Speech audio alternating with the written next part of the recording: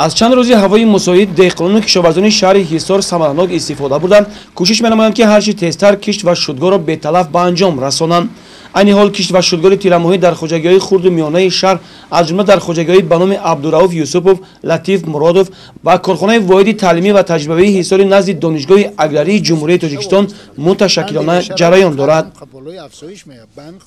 برای گرفتن حاصل دلخواه سال آینده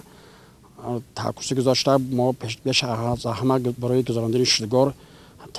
تکنیک ها را همه را سفربر نموده با تکنیک های تصمیم چرخ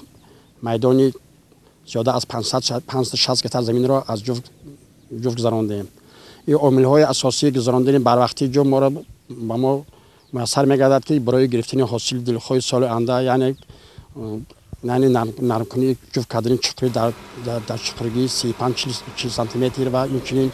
استفاده بردن تکنیک های نرم کننده و تکنیک هایی که زمین ها از سبب های باد هوا خشک آمدن ما حرکت کردیم که تکنیک های تصمیم چرخ را سفربر نموده برای گرفتن حاصل آینده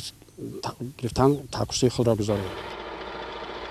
برای به تلف گذراندن کشت و شودگار تیرماهی در خواجگی‌های خرد و میانه شهر حصار تمام تکنیک ها را از تعمیر کلی برآورده به کار سفربر کردند. 35 تا 40-50 ما باید شودگار کنیم که این روز تحکورسی حاصل گرفته دهقان تحکورسی ما همین شودگاره که مثال من علف بگونه نیست شود من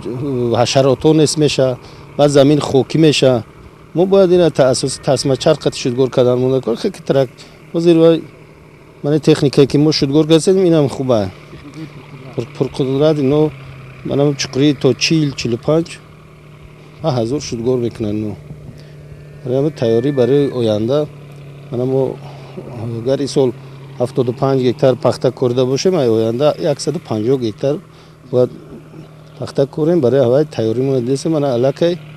60-70% شودگار ما شدگی تا 20 ماه دکبر حرکت میکنیم که شودگار را به انجام رسونیم که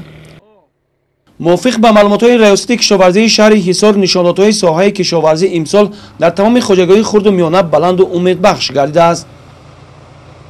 یکی از عامل‌های مبارزه بر ضد حشرات‌ها نیز به شودگار وابستگی کلان دارد. وقتی که خیلی خود شاهد گشتید در آلات‌های شودگار کننده با پیش اسپارها ما وصل کردگی هستیم که پیش اسپار پیش از اسپار اساسی همین قبط بالای زمین همون ریشه باقی مانده ها همه علف های بگونه که هستند که با استفاده از همین پیش اسپارها علکه نیست نابود میگردد. از باد و هوای مساعد فصل زمستان استفاده بوده کشاورزان عزم دارند که کشت و شودگار تیرماهی را تیز و با صفت به انجام رسانند.